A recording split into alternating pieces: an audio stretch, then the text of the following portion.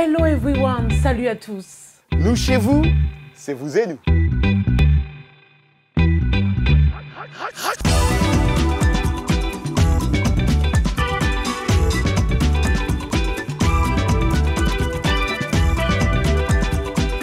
Ravi de vous retrouver pour ce nouveau numéro de Vous et Nous. Comme vous pouvez le constater, nous sommes encore en dehors des studios de la VOA pour répondre à la distanciation sociale.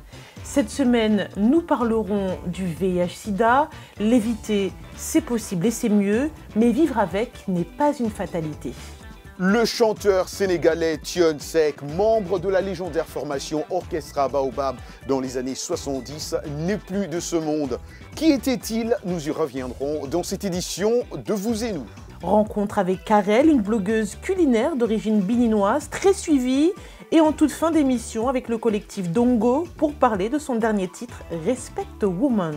Au rendez-vous aujourd'hui, notre segment On dit quoi avec un sujet assez controversé, l'éducation sexuelle dans les écoles.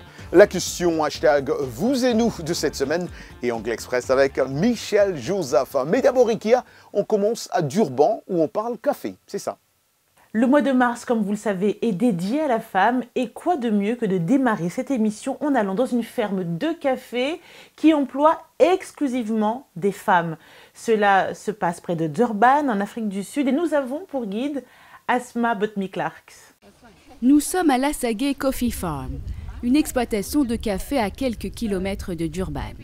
Créée en 1991 par le papa d'Ashley James, cette plantation de 30 000 arbres à café s'est lancé le double défi de faire des Sud-Africains des amateurs de café et de n'employer que des femmes. La ferme emploie en temps plein une dizaine de femmes de la communauté locale, un chiffre qui peut doubler en saison de cueillette. Tout est si harmonieux et joyeux lorsque la force de travail n'est constituée que de femmes. Nous avons aussi découvert que nous n'avons pas besoin d'hommes pour les travaux communément considérés comme des tâches d'hommes. Les femmes peuvent les faire, il en faudra peut-être juste plus en nombre. En effet, les employés de cette ferme désherbent, récoltent et torréfient même le café, des employés versatiles et enjoués. Je ne me sens en sécurité que quand je ne travaille qu'avec des femmes. Nous partageons de bonnes idées, nous parlons de la vie, nous sommes toujours heureuses. J'apprécie de travailler avec des femmes parce que nous nous respectons mutuellement et nous nous aimons.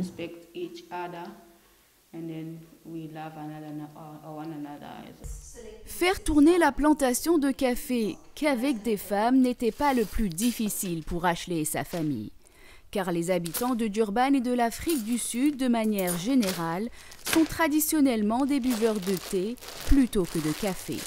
Lorsque les James ont commencé la culture de café, ils étaient parmi les premiers sur le marché.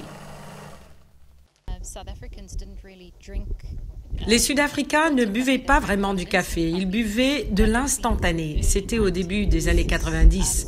Alors le premier défi pour nous était d'entrer dans un marché inexistant, mais en croissance, et de croître avec.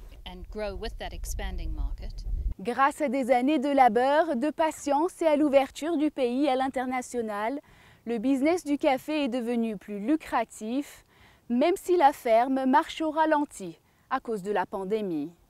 Asma Botmi-Clark pour VOA Afrique, Durban. Merci à Asma Botmi-Clark pour ce beau reportage. Ceci me rappelle Ubi's Cabs, un service de taxi haut de gamme 100% féminin fondé en 2018 en RDC par Patricia Nzolantima. Une première sur le continent africain. À applaudir en tout cas quand on voit les femmes travailler entre elles, c'est une très bonne chose. Toute autre chose, on dit que le clonage de diamants est une vocation, une forme d'art et une compétence rare. L'artiste new-yorkais John Hetlerberg crée des reproductions précises de diamants célèbres. Une de ses créations est devenue l'œuvre de sa vie, le diamant bleu de la couronne française. Reportage Vladimir Linsky, récit Arzuma Compaoré. Une reproduction du célèbre diamant bleu au Kavango du Botswana n'est qu'une des œuvres de l'artiste John Heidelberg et celle-ci est exposée dans le Diamond District de la ville de New York. Mais un autre en particulier, bien plus précieux pour Heidelberg, sera présenté à la Smithsonian Institution à Washington DC, une reproduction du légendaire diamant bleu de la couronne française. L'artiste nous montre à quoi ressemblait le joyau jusqu'au milieu du 19e siècle, avant de disparaître et de réapparaître plus tard comme l'emblématique Hope Diamond, le diamant de l'espoir.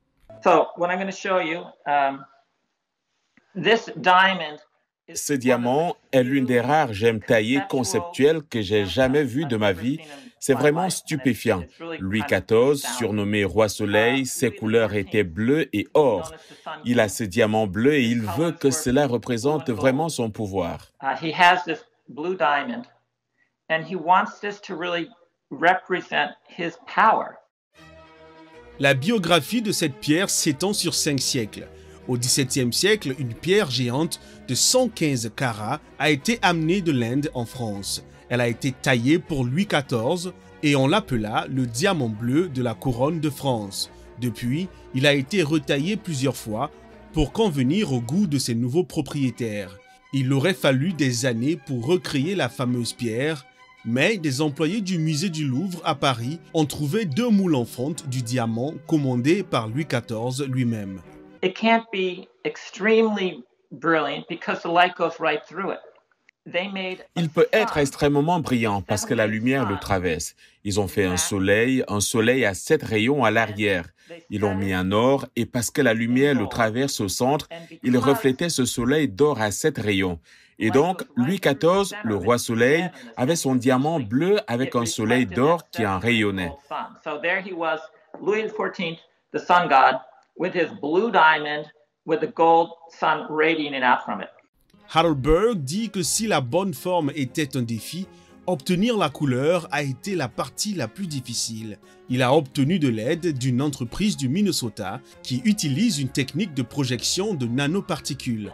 Heidelberg a utilisé cette technologie pour la première fois en 2010 pour reproduire le diamant Hope lui-même à la Smithsonian Institution. Dès que le Smithsonian rouvre et que la pandémie de coronavirus touche à sa fin, l'institution présentera une version antérieure du diamant Hope, un nouveau joyau vedette appelé diamant bleu de la couronne française. Effectivement, le diamant est étincelant, c'est très joli à voir, mais personnellement, je n'en porte pas. Déjà, je porte très peu de bijoux, mais je suis assez gênée parce que dans de nombreuses zones où il y a des diamants, il y a des fois des mauvaises exploitations et des situations de guerre. C'est le cas, par exemple, dans certaines zones de la RCA ou encore de la RDC qui en paye un trop lourd tribut pour que je puisse m'emporter le diamant. Et en RDC, justement, à l'est du pays, en l'espace de 6 mois, 1172 personnes ont été diagnostiquées porteuses du VIH-Sida, précisément au Nord Kivu. Ce sont des statistiques avancées par le programme sectoriel de lutte contre le sida.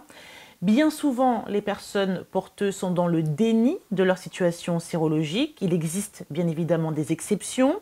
C'est le cas d'une quinquagénaire qui vit depuis 24 ans avec le VIH-Sida. Elle s'appelle Françoise Kaingo et le récit, son portrait est signé Daniel Mouchumbiro, récit Yeviet Mavinga.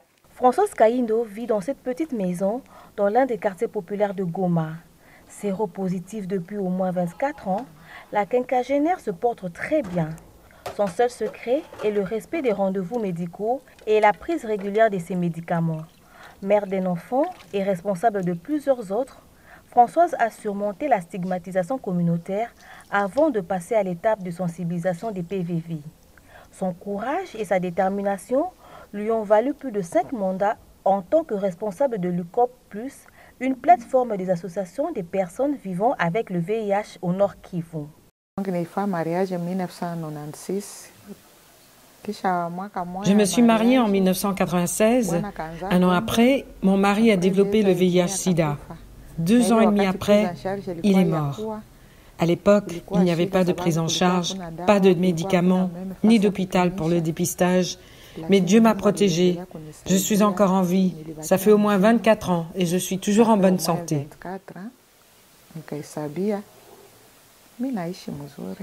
Avec plusieurs années d'expérience, la première personne contrôlée positive au VIH au Nord Kivu soutient que c'est une maladie comme les autres. Les victimes ne devraient pas avoir peur car, selon elle, le VIH ne provoque pas de douleur comme d'autres maladies chroniques. Les psychologues cliniciens locaux sont à pied d'œuvre pour sensibiliser les PVV. À Goma, beaucoup de personnes ne veulent pas connaître leur état sérologique. Kavucha Trésor, psychologue clinicien, invite les PVV à suivre régulièrement les soins et à observer strictement les conseils pour renforcer leur système immunitaire. Le VIH-Sida, c'est une maladie comme les autres. Il ne faut pas toujours avoir crainte. Mais aussi, il faut prendre du courage de venir toujours récupérer les traitements. Parce que dans tout ce que nous traversons, si vous vous éloignez du traitement, finalement, votre vie est en cours de périr. Actuellement, plus de 20 638 personnes vivant avec le VIH-Sida et sous traitement antirétroviral sont enregistrées dans la province du Nord Kivu. Malgré les efforts du gouvernement congolais et de ses partenaires dans la lutte contre le VIH, la courbe monte en province. Le programme national multisectoriel de lutte contre le sida estime que la résurgence de l'épidémie d'Ebola, le Covid-19 et d'autres maladies chroniques sont à la base de cette montée en flèche. On a bien compris, Françoise Kaindo a bien montré que vivre avec le sida n'est pas une fatalité ici. La question que nous vous avons posée d'ailleurs dans hashtag vous et nous de cette semaine, accepteriez-vous comme partenaire une personne qui vit avec le VIH-Sida? Dites-nous pourquoi. Et vous êtes nombreux, comme d'habitude, à répondre à cette question. On commence avec Madi Ntiembe qui nous écrit de Bruxelles. Alors elle dit « Ça ne me dérangerait pas si cette personne m'informe que dès le début de notre relation, afin que nous nous protégions. Voire même que nous allions nous faire dépister ensemble si aucun de nous ne sait où il en est avec sa sérologie. Ce qui serait dommage, c'est de s'engager dans une relation et ne rien savoir. » Nous avons également le commentaire de Freddy Vita Kalonga à Kinshasa en RDC. Non, parce que j'aurais toujours peur de me faire contaminer par imprudence. Au lieu de vivre chaque jour avec la peur, mieux vaut ne pas commencer. Elisha Belli, Abidjan, Côte d'Ivoire. Elisha nous dit une alternative devant laquelle notre esprit n'a absolument aucune justification que la crainte absolue de disparaître précocement sur Terre. Bien sûr que oui, parce que le VIH-Sida n'est pas contagieux comme la grippe. Il faut juste faire attention sans pour autant abandonner les malades. Voilà, c'est dit. On se retrouve dans quelques instants, juste après une courte page de pub. À tout de suite.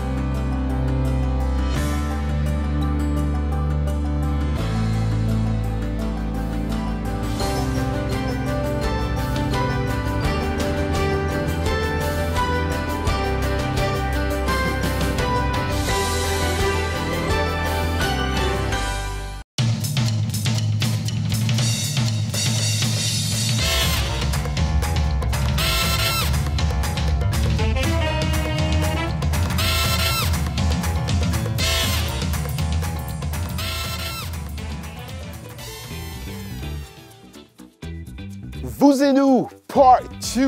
Et voilà, comme d'habitude, comme chaque semaine, Michel Joseph nous revient dans Anglais Express. Anglais Express, c'est maintenant. Bienvenue à l'Anglais Express. L'expression « let you down ». To let, c'est-à-dire laisser. You, c'est le pronom d'objet direct. You, cela pourrait être tout aussi bien les pronoms her. them, him, me. Et ensuite, down, en bas, par terre. Donc, quel sens pourrait avoir cette expression « let you down » ? Est-ce que ça voudrait dire « Did I disappoint you » ? Vous ai-je déçu ? T'ai-je déçu ? Ou bien « Did I push you to the ground » ? Vous ai-je fait tomber par terre ? Comme d'habitude en anglais, le contexte et le ton de la voix nous aident à comprendre le sens de l'expression. Have I ever let you down? T'ai-je jamais déçu? Yes, you let me down. Oui, tu m'as déçu. All the time. Tout le temps. You're very unreliable. Tu n'es pas fiable. On ne peut pas compter sur toi. On se rapproche du sens de cette expression. En gros, on ne peut pas compter sur toi. Et voilà pour l'Anglais Express. Merci Michel. Vous pouvez retrouver toutes les leçons d'anglais sur notre site www.voafrique, rubrique Vous et nous, bien évidemment. Alors, place à présent à notre rubrique Actualité en France. Tout le monde parle encore de la 46e édition des Césars qui récompense le meilleur du cinéma de l'année écoulée. Alors, bien évidemment, c'était dans un contexte particulier, dans une prestigieuse salle qui s'appelle l'Olympia, avec des invités triés sur le volet, masqués pour la pandémie, pour la période que nous connaissons tous, de pandémie de coronavirus.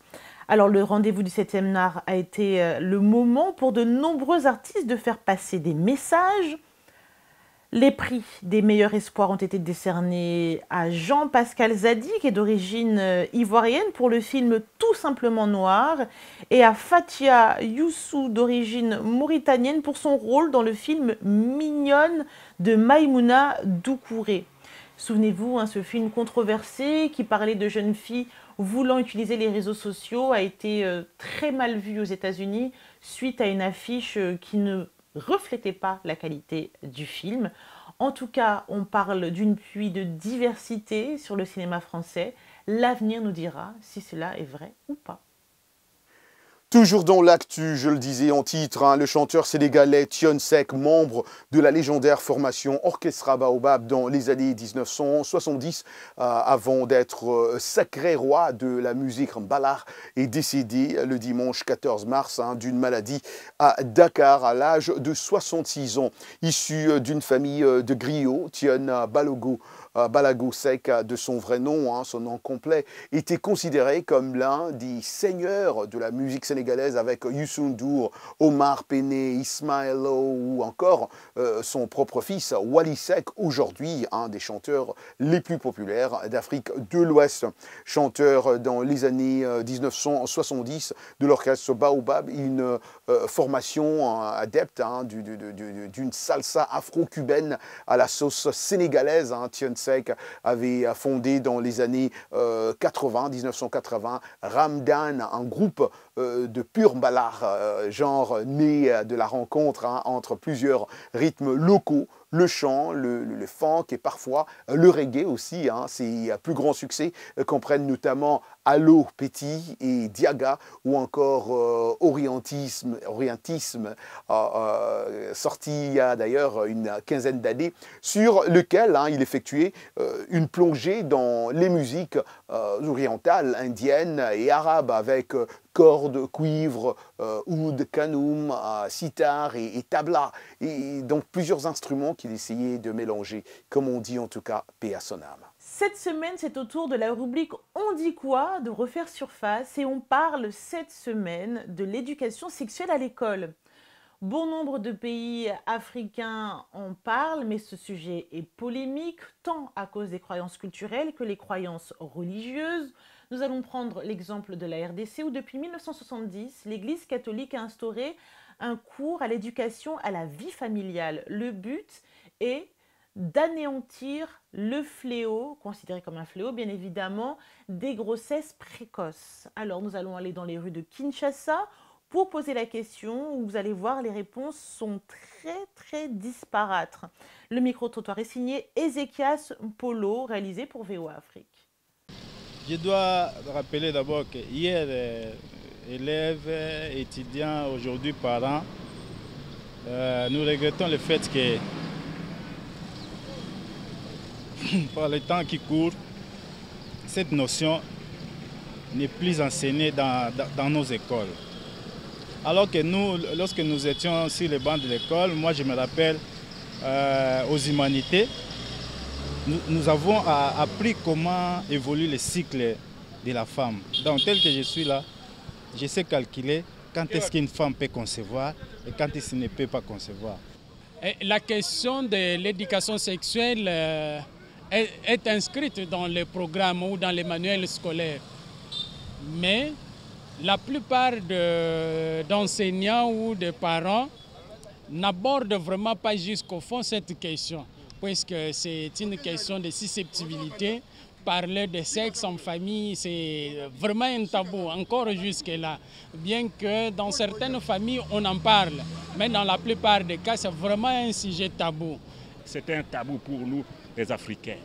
Donc, ce n'est pas facile, n'est-ce pas, d'être au milieu des enfants et de n'importe qui parler de la sexualité. Non, en tout cas.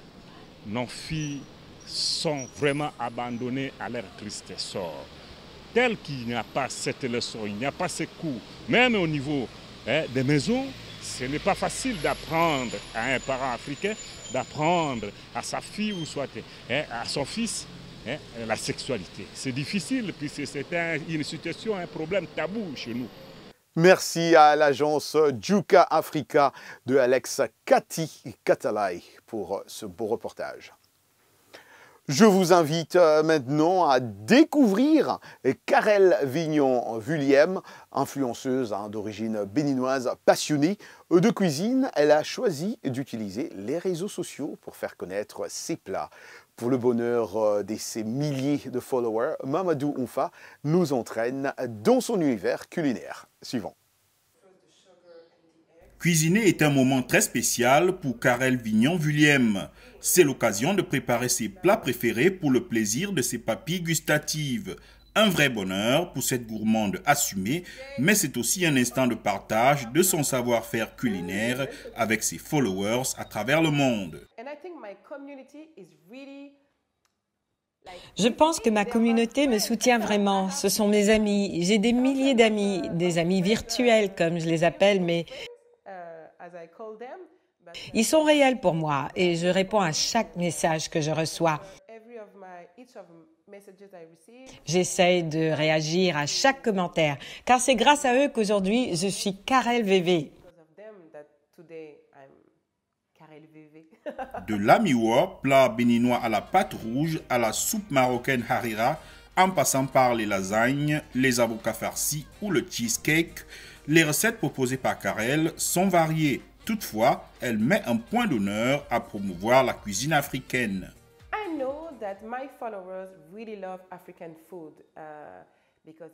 Je sais que mes followers aiment vraiment la cuisine africaine parce que c'est coloré, c'est bon. Je prépare toutes sortes de plats, mais je sais que mes followers réagissent vraiment quand je poste des recettes africaines. Ils aiment, ils commentent, ils partagent. Je sais qu'ils aiment vraiment ce type de menu.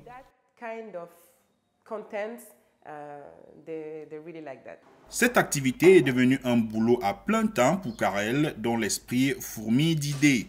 Elle envisage d'ailleurs d'en faire une entreprise avec son style culinaire et ses marques. Star virtuelle de la cuisine, Karel ne cesse de travailler dur. Elle élabore des recettes, écrit des articles, fait des photos, monte des vidéos et répond aux messages.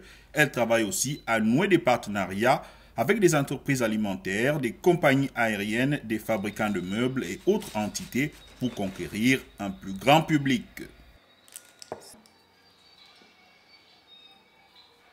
J'espère, mesdames et messieurs, que ce parcours pourra vous inspirer, car il faut avouer que ce qui est le plus surprenant chez Karel, c'est qu'avant de se lancer dans le blog, elle cuisinait à peine, elle se débrouillait, c'est elle-même qui le dit. Autre personne que j'aimerais vous faire découvrir, ce sont les membres du collectif Dongo. Dongo en lingala veut dire piment. Alors, ils entendent bien pimenter, épicer la musique africaine, car elle est teintée chez eux d'afrobeat, de rap, de montéguéné, un rythme de la Centrafrique et bien évidemment de rumba congolaise. Les membres à eux seuls réunissent de nombreux pays, la RCA, les deux Congos et le Burundi. Je vous propose donc de les découvrir à travers l'extrait de cette interview que j'ai menée à Paris il y a quelques semaines. Le collectif Ndongo s'est créé par cette envie de regrouper des artistes différents, des groupes différents. Je trouvais que chacun partait de son côté et faisait son truc. Je me disais c'est bien. Après j'ai pensé, je me dis si on se réunissait tout autour d'un projet, je crois que chacun va apporter sa couleur. Ça va faire un truc grandiose.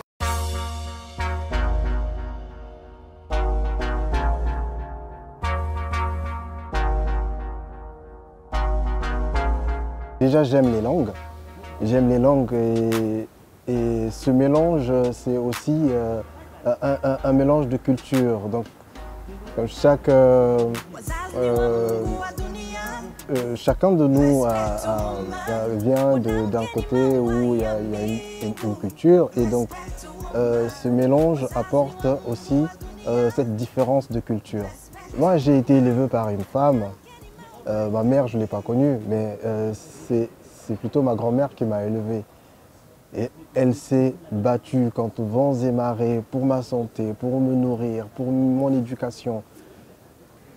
Ces paroles viennent du fait que quand je pense à mon enfance, que j'ai grandi avec ma mère et que c'est ma mère qui m'a élevé en plus. En même temps, elle avait double casquette, autant qu'une lionne africaine, une reine, une queen.